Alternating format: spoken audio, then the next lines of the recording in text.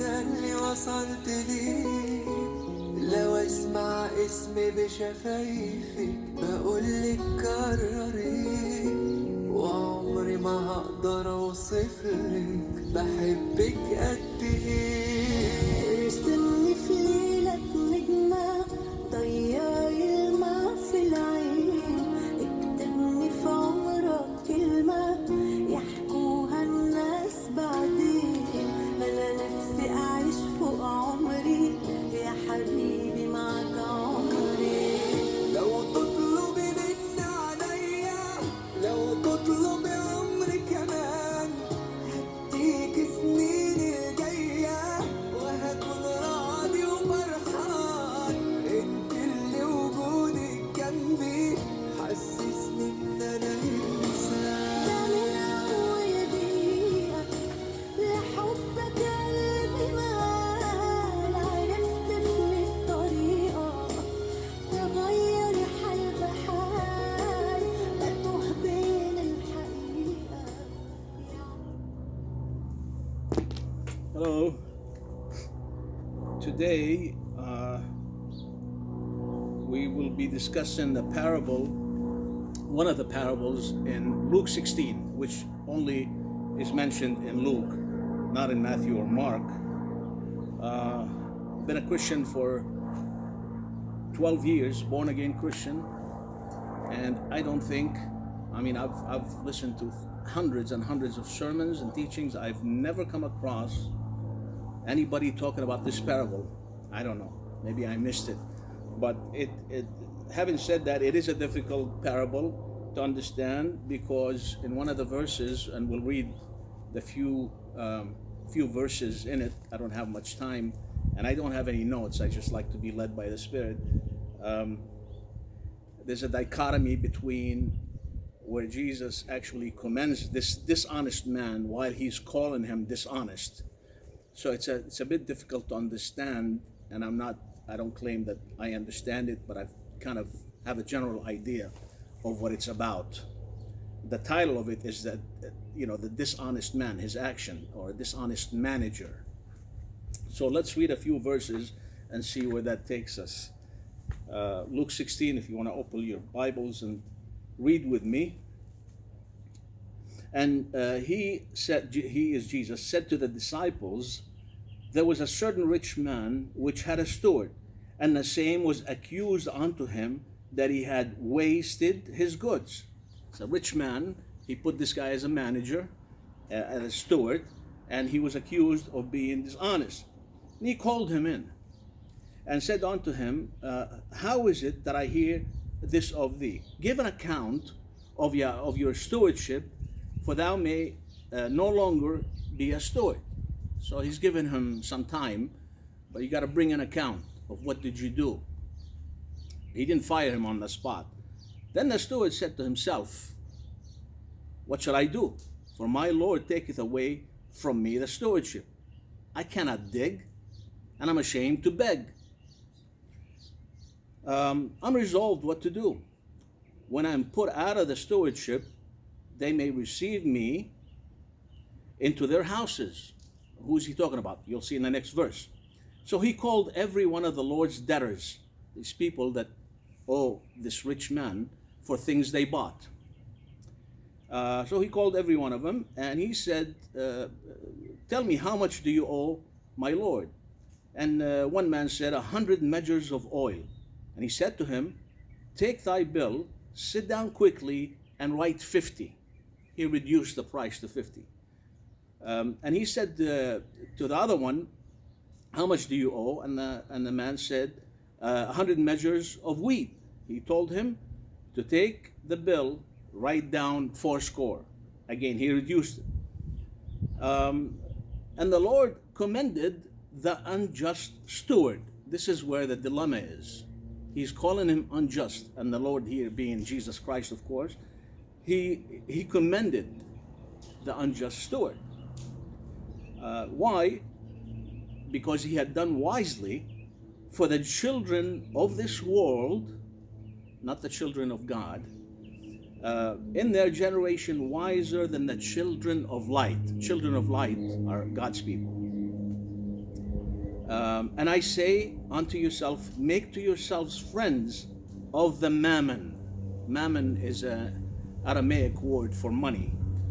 Of unrighteousness, that when you fail, when you fall, when you lose it all, they may receive you into everlasting habitation. And this is another confusing verse, but let's talk a little bit about this unjust steward. Obviously, this is a rich man, so if he loses 20 here, 50 there, it's not going to affect him. But the fact is, somebody accused this man, they don't tell us who, of his dishonest behavior towards the landlord. So this man is thinking, okay, the rich man is going to fire me now. I have to secure my future. This is a fallen man. He's not a believer, of course. So he brings in the debtors, the people that came to the business, purchased some things, and now they have to come to pay.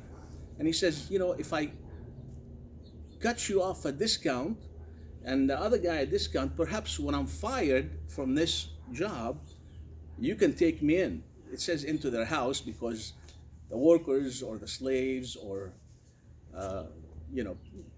folks that worked for rich people, many times they stayed in the house. So he wants to secure his stability. This is what he had in mind. So Jesus Christ commended him, even though he called him a dishonest steward. He commended him because he compared him to the children of God that are slacking off. You see, this man was, in a sense, a good steward. He was a dishonest steward, but he was a selfish steward that wanted to guarantee what his we call it eternal life. The world call it stability. When I retire, who's going to support me? What am I going to have? Where am I going to live? You see? So Jesus actually told him, or talked about this man, that he's wiser because he thought, what is he going to do in his later years? Where is he going to be? Is he situated in a place where he'll be okay and not homeless? Yet the children of the light don't seek the same thing. If you call yourself a child of God, then you should be a good steward of God. That means you have to seek how to please your master to have that eternal life. If you want to be with Jesus Christ for eternity, you have to be an honest, good steward. If you're called to be an evangelist, a teacher, a preacher, or you're just a regular Christian person, how do you conduct your life, your business? And not everybody is a clergy. Not everybody, of course, many Christians seek that status. I certainly don't, or titles, because most Christians are just regular folks. They have neighbors, you go to work, they do things, they go out, they listen to music like I did. It's God looks after the heart. Okay, so are we good stewards? Do we seek to please God so we can have that eternal salvation, so we can have a place in His kingdom when He comes? You see, it's not as clear as I make it sound, but this is how I view it. I laughed when Jesus calls him dishonest, yet he commends him and actually gives him more credit than the children of God. There's a lot to learn here. If I can go on, it will take us to another dimension, which is what he said, he that is faithful in that which is the least is faithful also in much, and he that is unjust in the least is unjust also in much. If therefore you have not been faithful in the unrighteous mammon, who will commit to your trust in the true riches? Now, see, if this man gave me the discount. Let's say I'm one of the debtors that went in, and I understood that this guy actually cheated his boss. Now, why would I employ him? So it's so many difficulties there that he's been calling. He was called wise. He was commended. I don't think he was wise, but I think Jesus here is trying to bring there's so much depth to this, that the more I read it, the more I get confused, sort of, because I can't grasp everything in it. So maybe somebody can help me in the comments or whatever, but this is not an easy parable, and I can see why a lot of the preachers or the pastors do not mention it. It's a conundrum, being called unjust and at the same time you're being commended. Anyway, that's what I have, and God bless. Keep the faith and be a good steward.